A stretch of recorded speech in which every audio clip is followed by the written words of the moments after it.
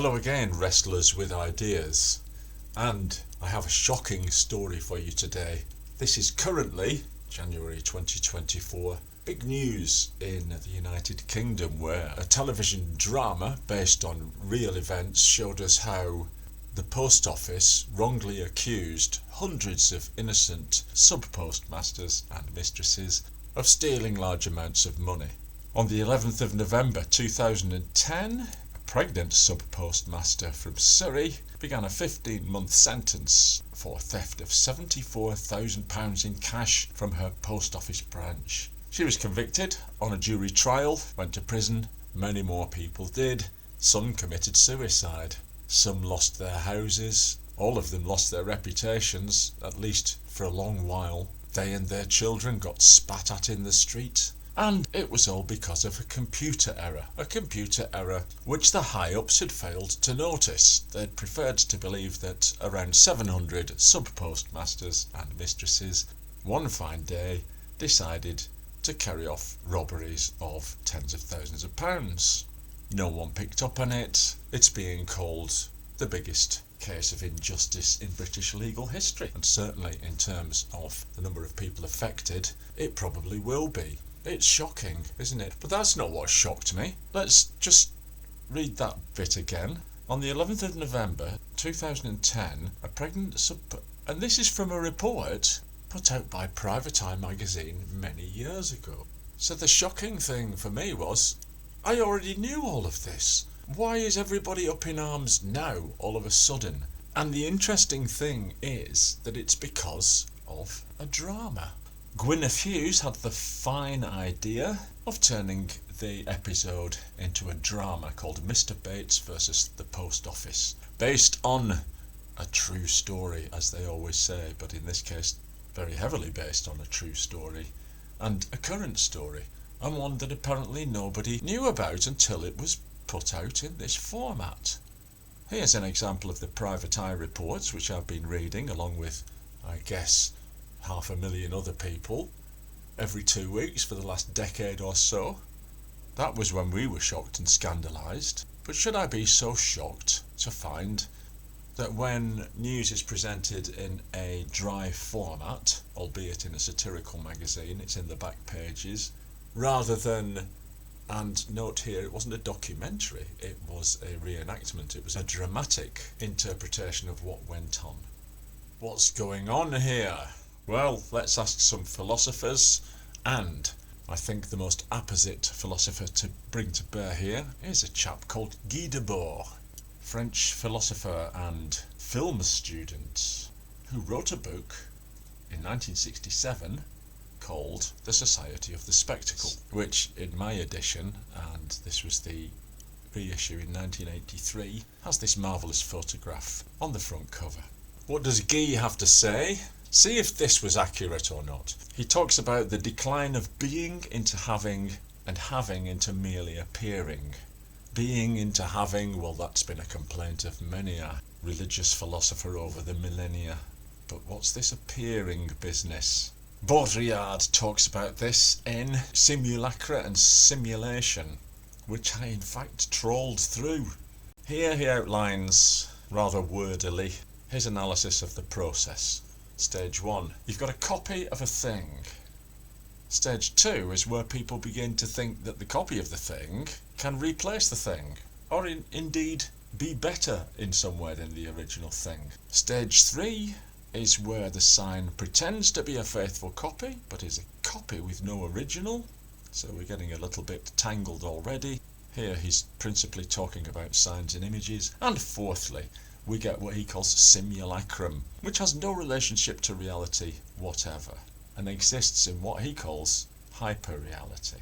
Now, I can't remember where I saw this, but I did see an excellent video which talked about a World Wrestling Federation event where one of the participants stood up and denounced the whole thing as a charade. So what we have here is wrestling, which many people take to be at one removed from fighting, so it's a kind of copy of fighting. Is professional wrestling actually staged? That hangs over every spectacle. Now we get the idea of a guy standing up and saying, yes, and I'm telling you all, look, here it is, it's all staged, it's all false, it's all a simulation. Then we reveal that actually the guy was paid by the Wrestling Federation to make this claim in order to rekindle interest in the debate around the sport. We seem to have here 4 levels of deception, if we could call it that.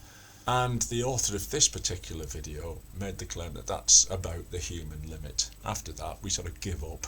One strand of these postmodernist thinkers' thoughts is that we now begin to recycle artistic images. They become part of our public consciousness, and cartoons can appear within other cartoons. And we lose sight of the original referent, as Baudrillard calls it. As well as many clever self-referential passages in the book, at the end of Lanark we find Index of Plagiarisms, which includes all the plagiarisms that he, at least consciously, committed over 50 chapters.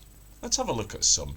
Chapter 45, paragraph 3, Don't Knife the Leaf, is from the song Lettuce Bleeds. Paragraph 5, grants, quote, a form of self-expression second only to the sneeze. Close quotes is an implag, as an implicit plagiarism. From Book 11 of the Institutio Oratoria, paragraph 9, the fine colours are taken from the anthology, its colours they are fine, and so on. He almost attacks himself as a plagiarist, while making the point, I think, that in some sense you can't help it. And in any case, plagiarism might be a little fluffier of a concept than we think. You're certainly not plagiarising anything if you translate it from one language to another and openly say, it's not my work, it's a translation. But I was just reading about the Almagest. So that was originally in Greek, translated to Arabic. Then the Europeans got hold of it, translated it into their lingua franca, which at the time was Latin. It's obviously been translated into many languages since, and I was reading a critique of it. So, there you go, I was reading a critique of a book that was in English from the Latin, from the Arabic, from the Greek. What's the referent in that little chain? Oh, here's another nice one. I stayed in the Hostel Atlantique in a French village last year. The Atlantique because we were in what the French call the Pyrénées Atlantique, the Atlantic side of the Pyrenees, because it touches on the Atlantic, which is the name of the ocean. And it's called the Atlantic because of the Atlas Mountains, which are probably from a local Berber word for mountain. So we've a nice little chain there, haven't we, from a local Berber word signifying a mountain, then comes to signify the sea next to the mountain, then comes to signify different mountains next to the sea further up, which name themselves after the sea, and of course a hostel in that region would name itself after that region. What's the referent in that little chain? Here in Debord's words from his thesis 207, ideas improve, the meaning of words participates in the improvement, plagiarism is necessary. Progress implies it. It embraces an author's phrase, makes use of his expressions, erases a false idea and replaces it with the right idea. The marvellous thing about this passage about plagiarism is that it was plagiarised, word for word, from the French Uruguayan Comte de Lautréamont. Nice one, Mr. Debord. It's an interesting book, I have to say. What do we think of the idea of choosing a car because of what it looks like and what it makes you look like, rather than for its functionality? In this sense, then, your car becomes a spectacle. And in another linguistic coincidence, brackets, question mark, brackets, the cover itself is full of spectacles. Now, you could also call this cover a delusion, because there are 2 editions. Obviously, as befits the content of the book, the agency chose, in this edition, the zombified looking people, whose attention was sucked out of them and onto the screen, whereas the second photograph showed everybody having quite a good time and laughing. And that leads me to a point I'd like to make. Let's suppose that we do live in this world of simulacra, copies of copies, where, for example, for many years now we've been lured into buying chocolate, not because it's chocolate, but because it makes us feel we're on a tropical island, or because it's alluring in some way. My question is, and it's one I do have a lot of recourse to, I'm afraid, is so what? Maybe people like it. When people go to Starbucks, do they really think they're paying $6 for the coffee? Well, of course they're not. It's the Starbucks experience.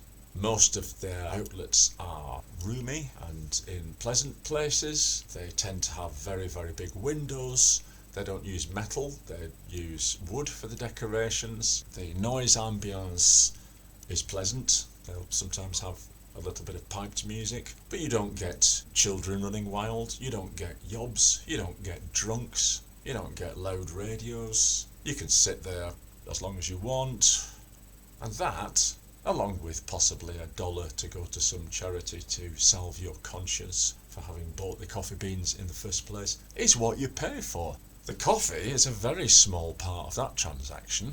I watched a film on YouTube about a week ago, and there was an unintentionally amusing comment from somebody below, hoping that the baddies had got their just desserts and the goodies had turned out okay. And it had to be pointed out to the person by several other commentators that, well, you seem a very nice person, but we should point out this is complete fiction. Are we dissolving those boundaries? And if we are, so what? Is Made in Chelsea real? Are the Kardashians real? Are Instagram photos a reflection of reality? I think we all know the answers to those, don't we? So go on, Guy, chalk one up for a correct and insightful philosophy. And 2 updates to this jolly jape. 1. It seems that a lot of the people that watched it on the television thought it was fictional. This, I suppose, is following the blurred line that has been drawn by series such as The Royal Family. And 2. For the last 2 days now I've been dipping into the news about this scandal, and not once have Private Eye been mentioned. The people who made the drama are rightly being praised. Apparently it was quite good. And so far I've heard 1 small article in a computer magazine referenced, and that's it. It's as if Private Eye's decade-plus long get your hands dirty investigations never existed. Maybe in the case of any future grievances we have, rather than go through YouGov polls and official channels, we should just make a nice, high-quality, fictionalised account of the proceedings and put it on national television. How can dry as bone reports in the backs of print media magazines compete with the merry-go-round Punch and Judy show infotainment?